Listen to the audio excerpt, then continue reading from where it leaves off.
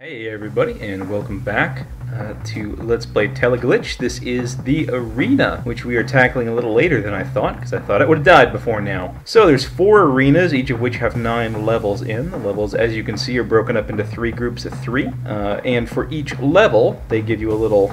For each arena, they give you a little background, which isn't important. I'll be posting in the thread. And 6 choices of weapons. They really range through just about everything in the game, so you can get in some good experience with the guns, but the playstyle is a little different, as I think I might have said before. I will be using this both to kind of show off the arena and to show off some of the weapons I didn't use in the game. So let's get started. Okay, as I said, there are 3 groups of 3, and those are always include 3 separate challenges. The first one is just a survival challenge. You can see there the green zombie that I had talked about. Red, but you don't see in the game. They're just slower zombies. The first one, as I say, is survival, and you can see the time to survive up there in the top right. You get a limited number of resources. You generally cannot find any in the level during the playthrough, but these levels are fast and they are frantic, and there's really no need to conserve anything, so you just blow through them as fast as your little heart can stand and use all the ammo and explosives and health packs that you can. For that reason, I think the arenas are a bit easier than the game, personally, but that's just me. So here's the nail gun. I talked about it in the thread. Ammo is plentiful, recharges are relatively fast, it does good damage against lightly and unarmored targets. There's the Panzer Faust. I think I only used the AP in the thread, but it does a little better damage, a little more splash damage with less penetration than the AP. Anyway, yeah, nail guns, they're good for keeping away live targets. If you've got any armor at all, then that's no good. Okay, that was our first challenge beaten there. Again, that was just to survive long enough. You don't have to fight anybody, although continuously enemies spawn in, so it's good to run away in that case. Next up, we're going to do a kill everybody challenge, and this is always the second one. First is time survival, second is kill everybody, and third one is what they call assassination, where there are particular enemies you have to kill. Okay, here's the auto pistol. It's something I didn't craft in games because the resources were so rare and precious, but you can see it really has a tremendous rate of fire, although it eats up ammo, and even in the arena where they tend to give you a lot of resources, I'm basically out of ammo at this point. Like I said, they really tend to give you more than enough stuff to deal with the arena situations. It's been very rare, I think maybe 1 or 2 levels in the later ones, that I failed just because I ran out of resources. If you're smart and conserve ammo and all that kind of thing, then you shouldn't have too much trouble. So you can see that the enemies just come in waves. There's teleporters scattered all around the arena. Arenas are randomized, but have similar elements, just like the game. They're a bit more randomized, and especially in the later levels, getting a good arena can be the difference between victory and defeat. So there we go. That's one set of 3. You don't have to beat with all 6 weapon sets to get the badge for the arena. You just need to beat each level with one particular weapon set. And so this is the assassination mission. We're here, you can see we're neutralizing the large mutants. They're the only ones we're supposed to care about. Generally, they give you, well, they always give you better weapons and ammo and armor and things like that. The more you advance, in the arenas, but also harder challenges. Typically, there is one, and it's typically weapon set 6, which goes very light on weapons and very heavy on items. See, that was easy. There was only one wave. There'll be more waves of assassination targets in Arena 1. Arenas 2 and 3 just gradually increase the difficulty, but I thought, what the heck, let's just go for Arena 4, and we'll show you how crazy this can get. Obviously, the weapons and ammo they give you are very powerful. Honestly, sometimes I find level 3 or Arena 3 to be the most challenging, just because the gear they give you in 4 is so nuts. So here's the minigun. This is just really well suited for the arena, and to me, not many other places. I wish I'd taken this in the final boss fight, but that's neither here nor there. It's got a tremendous rate of fire. It's got pretty decent spread. There's not a wind-up time, like I know that there is for miniguns in some games. It starts firing immediately. And here we can see the real challenge for this survival thing. Again, these are still relatively weak targets, almost all of them. I didn't see even too many of the special mutants that do more damage. They always give you stimulant in all of the level 4. Here's Squinch just playing Keystone Cops with you guys. and so it's almost always good to top that. And you want areas with a lot of room to maneuver and some tight corridors, especially if you're going to be using the minigun. Those are all important considerations. So they give you plenty of armor and plenty of health packs, so this is good practice in learning to switch. Honestly, like I said, the arena plays just so differently from the rest of the game. Enemies, there's no like zoning. Every enemy knows where you are, basically automatically. You can lose some of them, but I almost wonder if that's a bug and you're not supposed to be able to. And especially in this one, where it's survival. See, this is not so good here. I got myself trapped in a room. But minigun shows its worth. They give you 2 guns sometimes, and there's 2 schools of thought. Sometimes I like to drop one of the guns so I have all my ammo in one of them. But in a situation like this, it would have been nice if I'd had a fresh minigun that I didn't have to reload, especially with the minigun's very long reload time. There's a lot of trophies that are best gotten in the arena, one of them being the one for killing a whole bunch of people with explosives.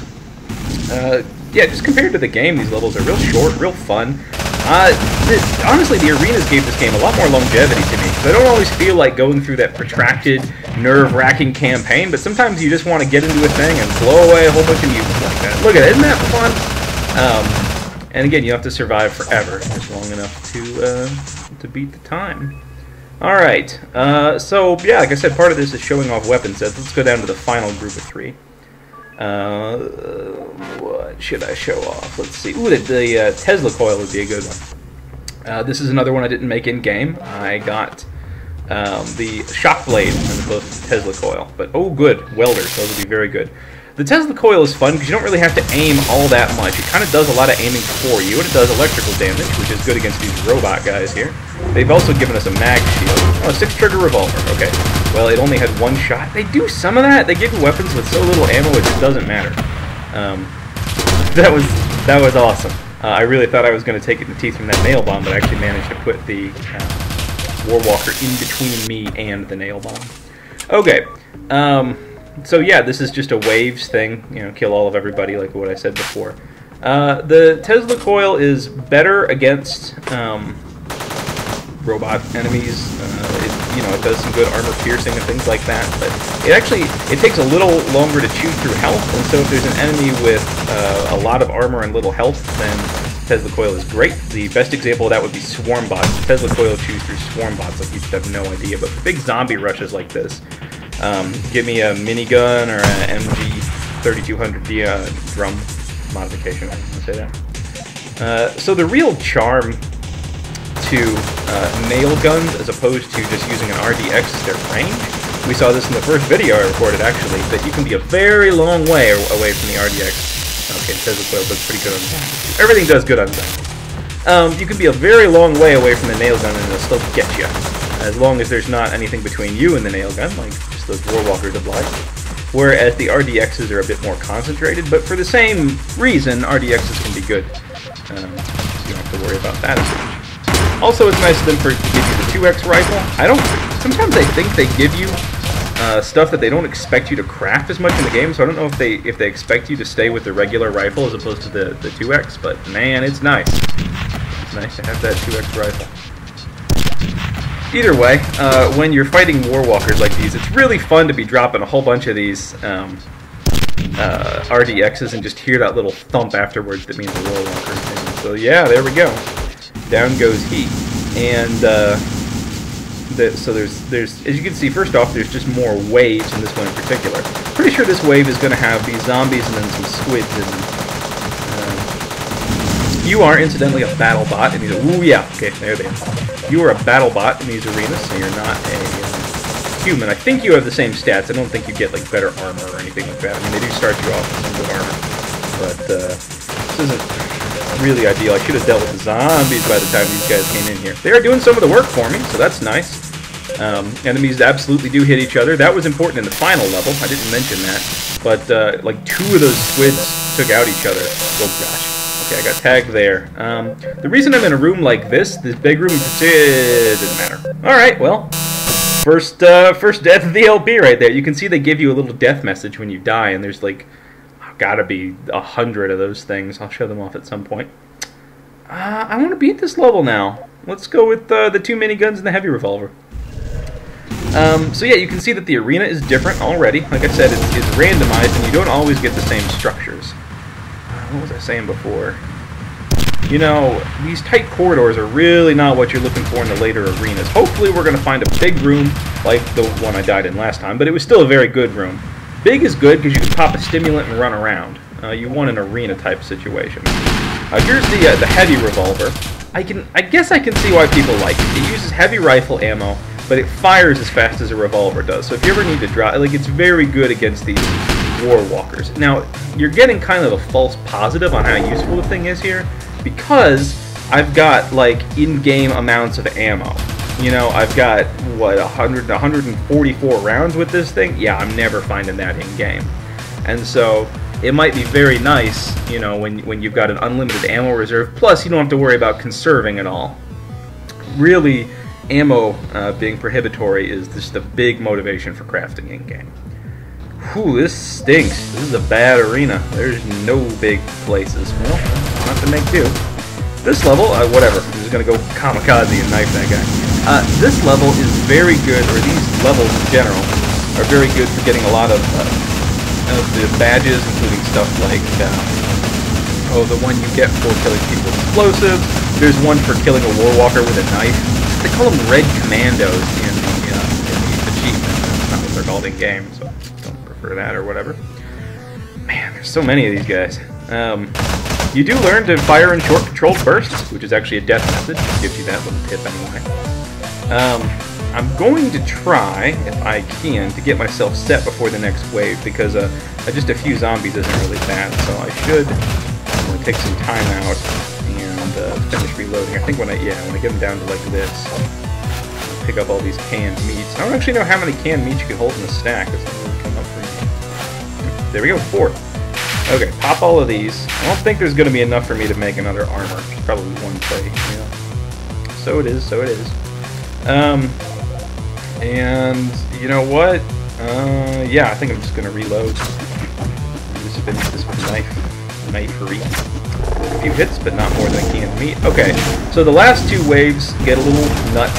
They send warwalkers at you, then you remember the last wave is zombies and squids. Man, this heavy revolver is nicer than I thought. Actually, if you've got enough ammo for it, this would have been handy to have. It's especially good in tight quarter situations like this because so here's different weapons for different enemy types. The heavy revolver almost would have been a waste against those machine gun zombies because you don't need penetrative power with them. What you need is just speed and massive HP. So again, yeah, the short controlled bursts lets you keep these guys at bay. This sort of staggered backing up and firing that I'm doing is really the key. Okay, now it's time to just spray and pray, basically. And that's a nice thing about the minigun, is it allows for both of those. It really is a pretty versatile weapon. If it wasn't for the fact that it chews through ammo just like none other, there goes one. If it chews through ammo like none other, I would use it more in the thread. This guy the last? I think that might have done it. Nice! All tests complete. Okay, that's that arena done with. And let's go ahead and show off one more, I think. Just to give you a final sense of what all is in the waiting arena. I haven't done one from this first thing yet. Should I? Oh, I know. I haven't shown off. Where is it? Yeah, the railgun yet. This gun is real fun. I'm not sure that this is actually the best time to show it off because I think there might be relatively few strong enemies. Look at that. The thing pierces, and that's its big deal. The railgun. It takes you fire the shotgun too. You can see that rapid fire. Gosh, that's got good grouping. I kept the Fat John specifically because of the grouping, but that might be good. Oh well. Anyway, actions are still useful. So the thing with the railgun is you can only use 15 whatever bullet units, battery units at a time, and you must recharge after every shot. But this thing can take down. Thought I was going to get hit in the blast. This thing can take down a squid in one shot if done correctly. And whatever else is unfortunate enough to be behind the squid. I really like those persistent visual effects. You know, you notice you get a little bit of the colors and shaking, even with the small bullets, which I think contributes to that good bullet feel I was discussing. But with the railgun, I mean, you get a sense that you're firing this really weighty weapon, and all the electricity effects with the Tesla coil give that same effect, and obviously the huge boom cannon gives you a little bit of the same. You know, I haven't really used the cannon too much on enemies. I should do an arena mode where I use that. But, so here we come down to it. I've only got 10 seconds left to go. I haven't popped my stimulant yet, which was dumb. But if you line up people like that, you can just take out all of the scientists, basically. If you can get a corridor going, the railgun is your huckleberry, whatever you want to say. So there we go. That's a couple of the arenas. That's 3 of the easiest, 3 of the hardest. And if there's anything anybody wants to see in particular, just let me know.